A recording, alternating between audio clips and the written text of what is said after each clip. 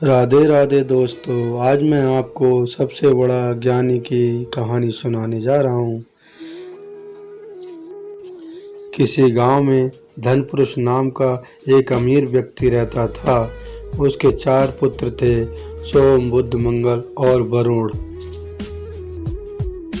वे सभी ज्ञानी थे। धनपुरुष को अपने पुत्रों पर बहुत गर्व था, परंतु ये नहीं जान पा रहा था कि सबसे ज्ञानी पुत्र कौन सा है। उसने अपने पुत्रों की कई परीक्षाएं ली।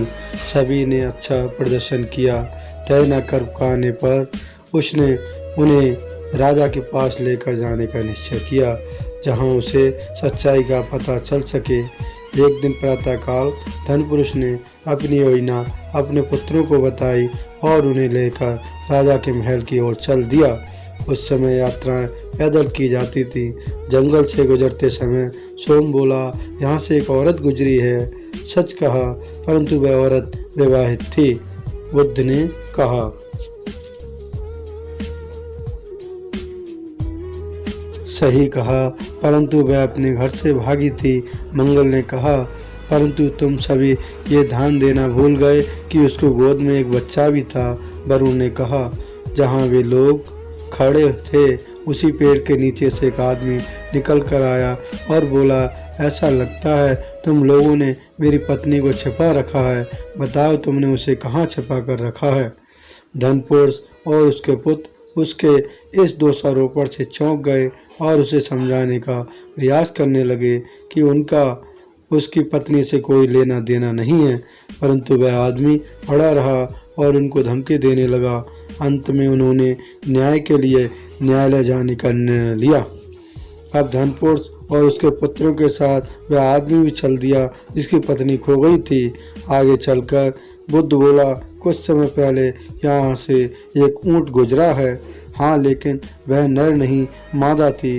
मंगल बोला, तुम ठीक कहते हो, लेकिन उस पर कोई सवार नहीं था। वरुण ने अपने विचार व्यक्त किए, परंतु तुमने ये ध्यान नहीं दिया कि वे मादा ऊँट बाईं आँख से अंधी थी। सोम बोला, ऊँट का मालिक उसी पेड़ पर बैठा था जिसके नीचे वे लोग बातें कर रहे थे। अतः वे पेड़ से उतरा और उन पर ऊँट चुराने का आरोप लगाने लगा। एक लंबी बहस के बाद भी उनके साथ राजा के दरबार की ओर चल दिया। राजा ने धनपुरुष की बातों को ध्यान से सुना, जो अपने पुत्रों में सबसे ज्ञानी पुत्र को खोना चाहता था। तय न कर पाने पर राजा ने उस आदमी को बुलाया जिसकी पत्नी खो गई थी और उससे पूछा, तुम्हारे दोष का क्या आधार है। हुजूर, ये लोग मेरी पत्नी के विषय में जो बातें कर रहे थे वह सभी सत्य है। इन लोगों ने कहा कि वह एक विवाहिता थी और अपने बच्चों को लेकर भागी थी। अनजान व्यक्ति को इस विषय में कैसे पता चल सकता है, जब तक वे मेरी पत्नी को देखें अथवा चुराए नहीं। पति ने अपने विचार राजा के सामने रख दिए। राजा ने 4 पुत्रों से उनके बोलने का कारण पूछा। जमीन पर मुलायम पद चिन्ह थे। स्त्री के पद चिन्ह पुरुष से मुलायम होते हैं, अतः मैंने अपने विचार दिए। सोम बोला, मैंने दूसरी उंगली में पहने बिछुए का निशान देखा, जिससे मैंने उसके विवाहित होने का पता लगाया। बुद्ध ने कहा, कुछ ऐसे चिन्ह थे जिनसे साबित होता था कि महिला पीछे मुड़कर देख रही थी। संभवतः वह किसी के पीछा करने के वह से पीछे मुड़कर देख रही होगी, अतः मैंने निर्णय लिया कि वह अपने पति से बचकर भागी है। मंगल ने कहा, और उसकी बाई गोद में बालक था, क्योंकि बाएं पैर का चिन्ह दाएं पैर से अधिक गहरा था। वरुण ने उत्तर दिया।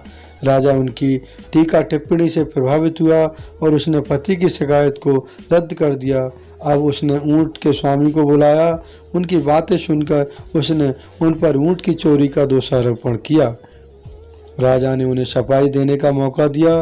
बुद्ध बोला, मैंने ऊँट के पद चिन्ह पहचाने थे। मादा ऊँट अपने पिछले पैर एक साथ चला रही थी, जिससे मैंने कहा कि वह एक मादा ऊँट थी। मंगल ने कहा, ऊँट एक छोटे पेड़ के नीचे से निकला था, जिससे मैंने घोषणा की कि ऊँट पर कोई सवार नहीं था। वरुण बोला, ऊँट ने केवल दाईं ओर की पत्तियां खाई थी, इस कारण मैंने कहा कि मादा ऊँट बाईं आंख से अंधी थी। सोम ने बताया। राजा उन 4 बुद्धिमान नौजवानों को देखकर बहुत प्रसन्न हुआ। उसने अगली शिकायत को भी रद्द कर दिया, परंतु वह निर्णय नहीं ले पाया कि किसको सबसे अधिक बुद्धिमान घोषित करें। उसने दरबार की कार्रवाई बंद कर दी और 3 दिनों में फैसला देने का निर्णय किया। राजा अपने महल लौट आया। उसने अपने जीवन में वह उसका प्रथम मुकदमा था जिसका वह तत्काल फैसला नहीं कर पाया था, इसलिए वह उदास था। राजकुमारी ने उसके उदासी का कारण पूछा। कारण समझकर उसने इस समस्या को सुलझाने का निश्चय किया। उसने सभी भाइयों को बुलाकर महल में रहने के लिए कहा। चारों भाइयों को अतिथि कक्ष में साधारण भोजन एवं सामान्य बिस्तर दिए गए। राजकुमारी उन लोगों की बातों को खिड़की से सुन रही थी। चारों भाई सोने से पूर्व आपस में बातचीत कर रहे थे। मंगल ने कहा, खीर का स्वाद प्राप्त किए बहुत दिन हो गए हैं। भोजन में खीर खाने में बहुत आनंद आया। मैंने कभी भी ऐसा नहीं सोचा था कि ऐसे निम्न स्तरीय बिस्तर पर सोना पड़ेगा। हमें आराम करने के लिए मुलायम रेशमी बिस्तर चाहिए थे जिन पर हमारे थके अंग को पुनः शक्ति मिल सके। वरुण ने कहा, अस्तबल घोड़ों से अवश्य भरे होंगे, उनमें से एक पर सवारी करना कितना आनंददायक होगा। सोम ने कहा, मुझे राजकुमारी के साथ शतरंज खेलने की इच्छा है। बुद्ध ने कहा। इन बातों को सुनकर राजकुमारी के मन में इन सभी की बुद्धिमत्ता की जांच करने का उपाय मन में आया।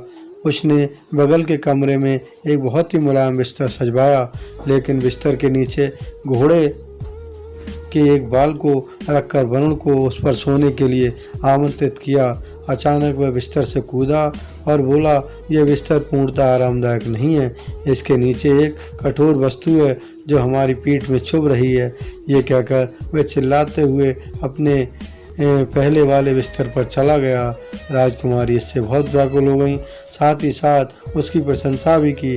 प्रातःकाल मंगल को स्वादिष्ट खीर खाने के लिए आमंत्रित किया गया। उसने एक चम्मच खीर मुंह में रखी और उसे उगलने के लिए बाहर गया। मैं कभी भी ये आशा नहीं रख सकता था कि मुझे बकरी के दूध से निर्मित खीर खाने को मिलेगी। ये बात भी सही थी। अब राजकुमारी ने एक घोड़े पर जीन कसवाकर सोम को सवारी करने के लिए कहा। मैं घोड़े के पास आया, उसे थपथपाया, लेकिन ये कहते हुए मुड़ गया, मैं ग्वाले के घर से लाए गए घोड़े की सवारी नहीं कर सकता। राजकुमारी ने घोड़े को लाने वाले व्यक्ति से इसके बारे में पूछा तो बात सत्य निकली। इससे राजकुमारी को बहुत अचरज हुआ। बुद्ध की जांच अभी शेष थी। उसने बुद्ध को शतरंज खेलने के लिए आमंत्रित किया। बुद्ध अपनी सीट पर बैठना नहीं चाहता था। उसने खड़े रहकर विनम्रता से कहा, हे राजकुमारी, इस दृष्टा के लिए मुझे क्षमा करें। मैं वास्तविक राजकुमारी के साथ शतरंज खेलना चाहता हूँ, आपके साथ नहीं। मैं एक राजा की पुत्री हूँ, इसलिए मैं ही वास्तविक राजकुमारी हूँ। राजकुमारी बोली। बुद्ध ने दोनों हाथ जोड़कर कहा, मेरी दृष्टि में आप वास्तविक राजकुमारी नहीं हैं। कुलीनता आपके ऊपर नहीं झलक रही है।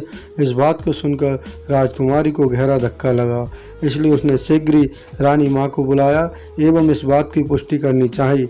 रानी माँ ने कहा, यह सत्य है, मैंने एक मरे हुए बच्चे को जन्म दिया था।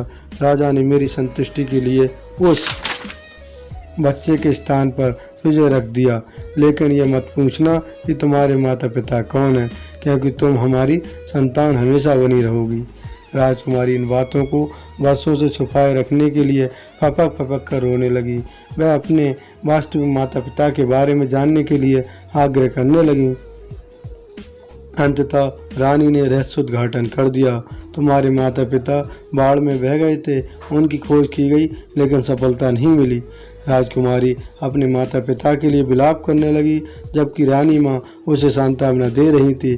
कुछ क्षण के लिए बाद जब वह शांत हुई तो वह न्यायालय पहुंची और उसने बताया कि उसने चारों भाइयों की किस प्रकार परीक्षा ली। अंत में वह बोली, इस बात में कोई दो मत नहीं कि चारों भाई ज्ञानी हैं, परंतु उनमें से बुद्ध सबसे अधिक ज्ञानी है। वरुण ने पलंग पर लेटकर बताया कि उसके नीचे बाल है। मंगल ने खीर को चक्कर बताया कि वह बकरी के दूध से बनी है। सोम ने घोड़े को थपथपाकर उसकी जाति बतलाई, परंतु बुद्ध ने मेरे पास आए बिना मुझे पहचान लिया, अतः मेरे अनुसार बुद्धि सबसे अधिक ज्ञानी है। राजा और उसके दरबारी राजकुमार की निर्णय क्षमता पर बहुत प्रसन्न हुए।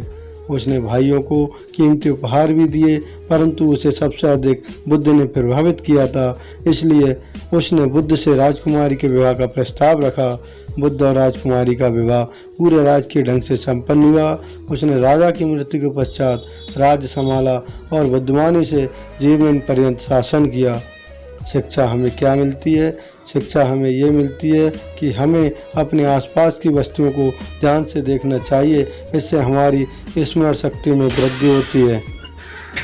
अगर वीडियो अच्छी लगी हो तो चैनल को लाइक और सब्सक्राइब कर दें और बेल आइकन वाला बटन दबाना ना भूलें।